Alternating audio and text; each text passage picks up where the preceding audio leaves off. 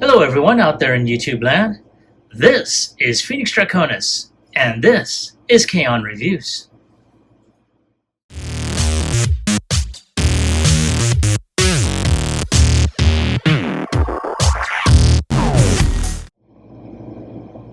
Now, as you saw in the intro, today's review video is going to focus on the Transformers Studio Series Thundercracker as he appears in Transformers the movie. Now, I have been, ever since they made the announcement about this new version of the G1 Seekers, I've been like, whoa. And then they started off with Thundercracker, and I'm really looking forward to seeing this. Now, I've seen other reviews of this figure, the good and the bad, but I've yet to open them up to do a review of it myself. So as you can see, it's got this clear plastic window here that shows off the figure. Great illustration in both robot and vehicle mode that wraps around here. And you do see where inside the Autobot shuttle when they first arrive. Then you see a close-up of Thundercracker right there. And of course you do see, the screenshot from the movie where him, Skywarp, Shrapnel, and Bombshell are about to get pushed out by the other Decepticons. Then you see him in both vehicle and robot mode. So, yeah. So there we have Thundercracker again. And without any further ado, let's go ahead and get him opened up.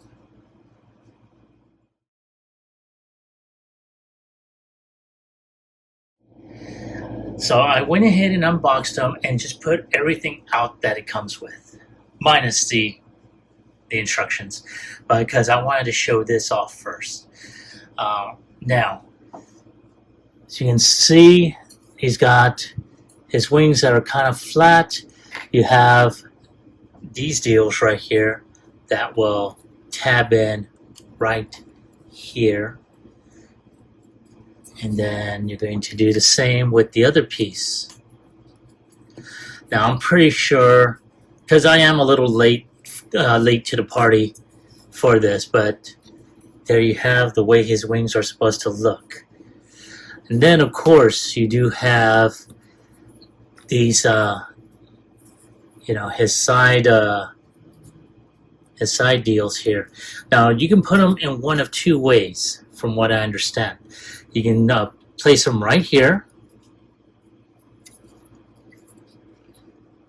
like that, or you can put them here on this side.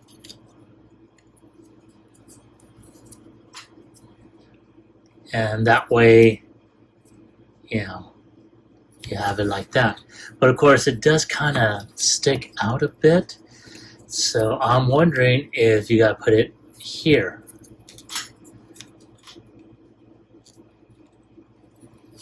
Yeah, like that.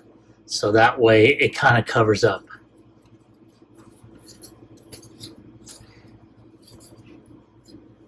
So either or, you have your choice. I do like the tunic aesthetic, but I also like the fact that, you don't have to do a whole lot to transform him.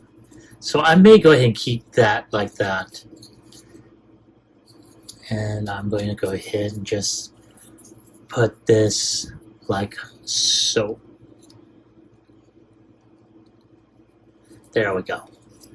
Ta-da. Okay. So now we're going to go ahead and put on his null rays. Now, one thing, and I have seen this before, I also saw that there is an upgrade set that covers these gaps here. I really wish they had done it in just regular colored plastic instead of this clear one, because I'm afraid that sooner or later it's going to break. But all in all, not too bad. There we go. Now, one thing that that I will pretty much show that off later is the wings. Now with the Earthrise Seekers, uh, the wings here tend to fold out and it gives a little bit more clearance, but not too bad nonetheless. So let's go ahead and take an even closer look. And wow, I am really liking this. I'm gonna zoom. And here we have Thundercracker, and he is smiling.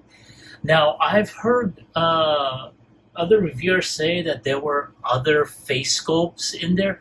I just happen to have the one where he's smiling, which is pretty cool in my personal opinion. I don't know if it was Thundercracker or Skywarp, but they had like a screaming in pain face on that, and I really didn't like that. But hey, that's just my own personal opinion.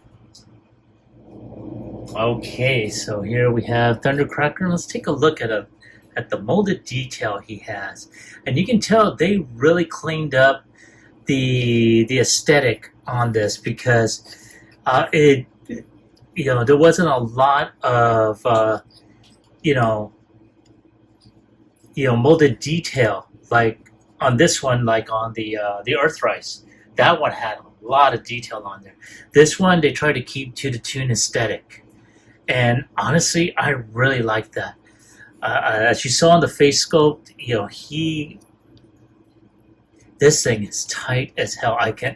As you can tell, I'm having problems with trying to turn his head, but he can look up a little bit. He can look down just a bit. Look right, look left. Very, very nice. His arm, he's got like he does have this type of arch for his arm. He would be able to turn 360, but these wings do not fold back like the Earthrise one. He does have upper bicep rotation. His hands, or I should say his arms, can bend a little over 90 degrees, as you can see. As you saw me doing earlier, he does have a little bit of a waist tilt. He's got upper thigh rotation. He can kick up, but that would actually bring this crotch piece up. I really don't understand why they didn't segment the crotch piece. I think that would have been good. But hey, so he kicks up with just as long as the crotch piece doesn't go up, it kicks up about maybe 85 degrees, maybe 75 at most. He can kick back, but again, he'll hit his backpack here. And like I said, he's got upper thigh rotation. He can bend at around 90 degrees. He can, he's not able to bend, but he is able to fold his foot up. And he does have ankle tilt. One thing that I really wish they had done is given him, well, you know what? I'll mention it later because I don't want to ruin the surprise. But he's got, like I said, they really went for toon aesthetic this time around. As you can see all the way around, he does have some molded details here in the back. And then over here on his thrusters, I think that's one of the reasons why they had it where you can go ahead and plug it here to cover this up. And this opens up a bit, so it gives them less of a backpack like that the Earthrise have. So there he is. All right, so I'm going to go ahead and take a few shots of him, and when I come back, we'll start with transformation.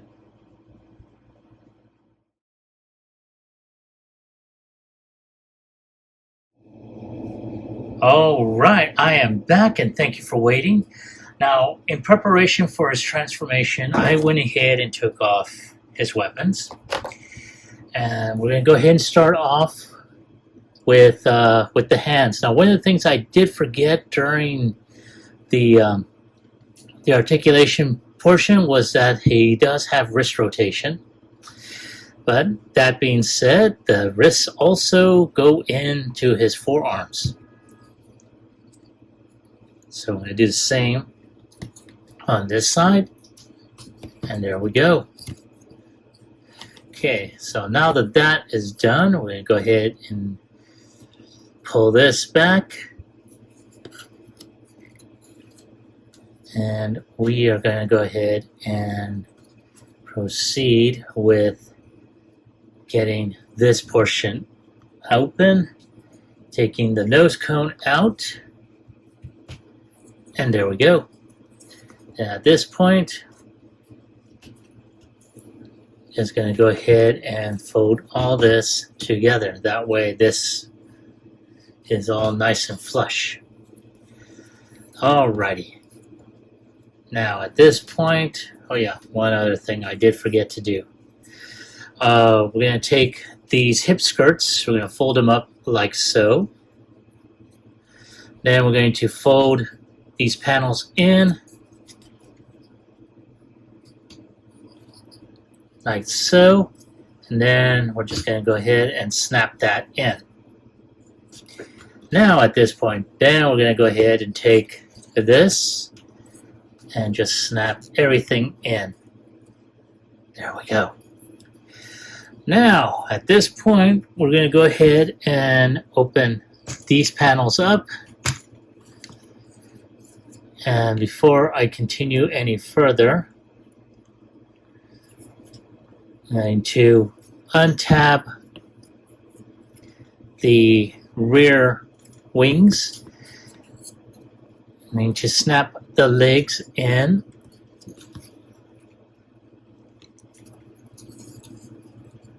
And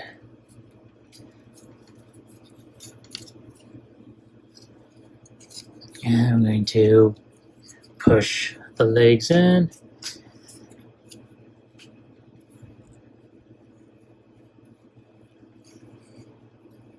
And I'm trying to make sure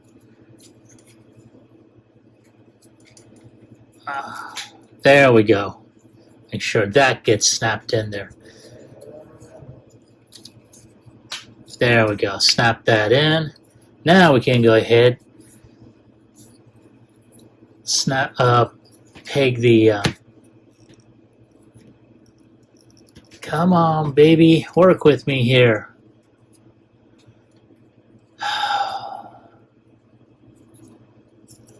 There. I think. There we go. Okay. Yeah, sometimes it's a pain in the rear. Now, we're going to take this back piece here and we're just going to fold this in.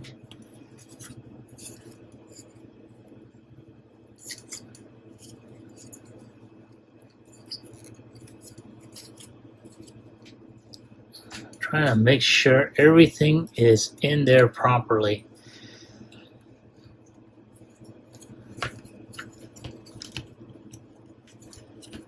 Oh, for goodness sake.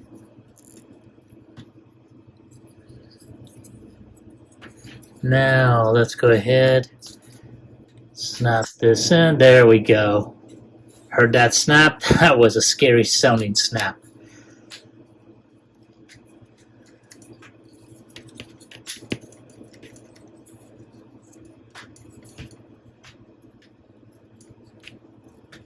Come on.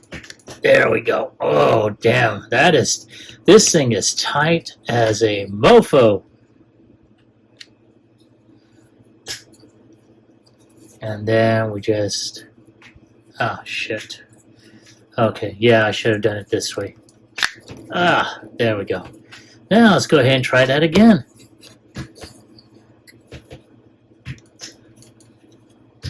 There we go.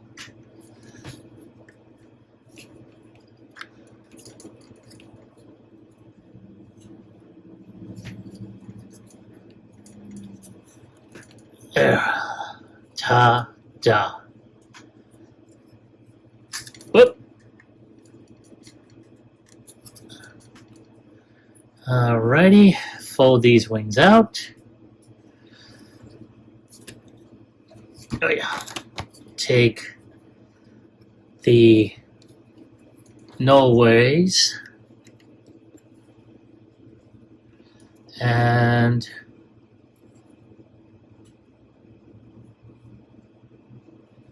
oh yes, the landing gear. Now, unfortunately, I don't have nails, and I definitely do not recommend using an X-Acto knife.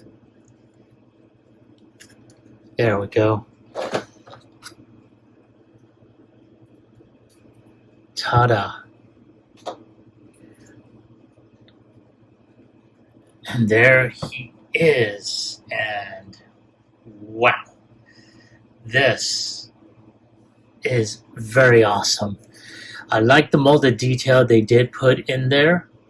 And because of the toon aesthetic, they try to make it as much. There's a lot of paneling here. A lot of broken pieces in terms of the joints and whatnot, but all in all, not too bad. The only problem that I do have are with the feet. Even though they did give it the toon aesthetic in the transformation, that's where it loses, and there is no rear landing gear. Unlike the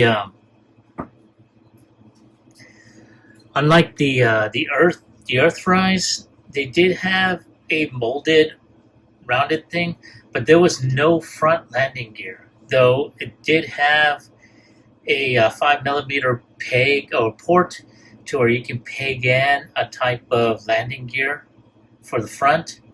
It just didn't have it at that point. So yeah, not too bad. So there he is. I'm going to take a few pictures, even some from the top side. And when I come back, I'm going to do a comparison with the Earthrise Thundercracker. One thing I forgot to mention is that this version has an opening cockpit, which was pretty cool. I mean, wow. And if Toy Hacks did a label set for this, I'm hoping that they put some cockpit designs for in here. That would be really awesome. But I just wanted to go ahead and point that out before I went on to the next segment.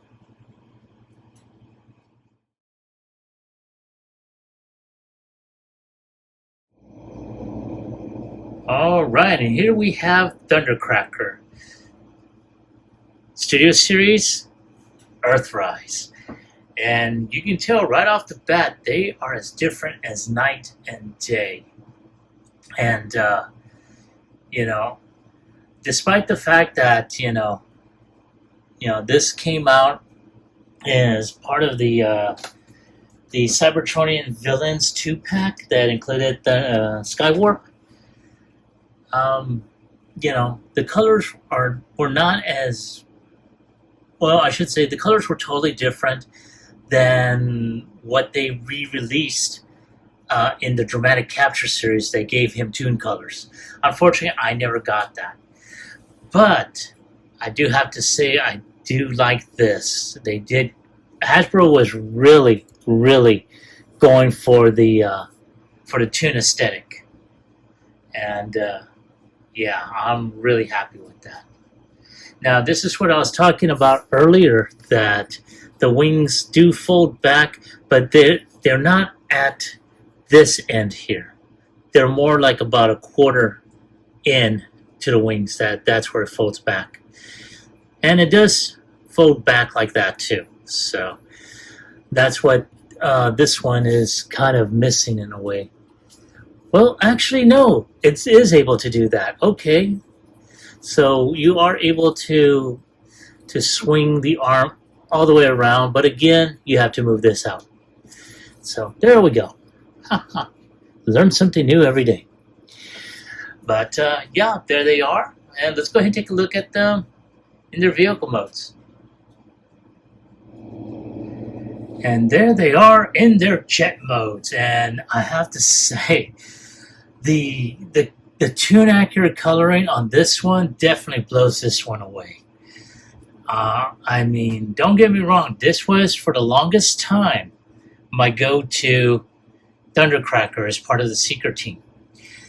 But ever since this came out, I've been looking forward to getting this, and yeah, Earthrise Thundercracker is going into retirement. But I'm going to take a couple of more picks, and I will be right back with my final thoughts as well as my score. And here we have Megatron. I know I said I was going to, do my final thoughts and score, but I did want to go ahead and show off how these two paired off. And man, oh man, this really, really is awesome. I really like how they both scale. So, yeah. So, let me go ahead, take a couple of shots, and I'll be right back with my final thoughts as well as my score.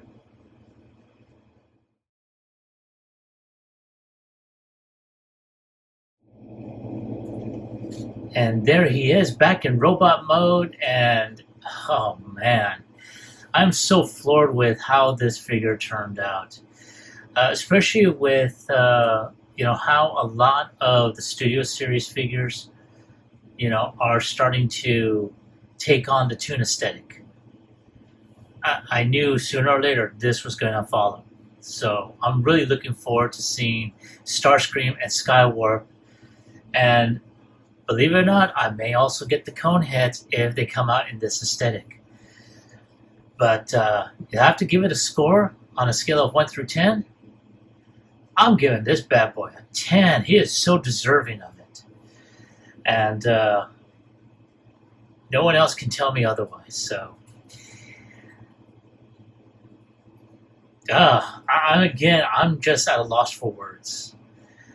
So, yeah, that's my score. That's my take on this figure.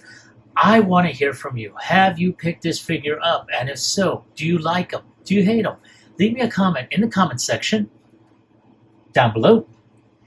As always, like, share, subscribe to my channel. Click onto the bell icon so you can be notified whenever I post up new videos. This is Phoenix Draconis, and I will catch you all on the flip side. Peace.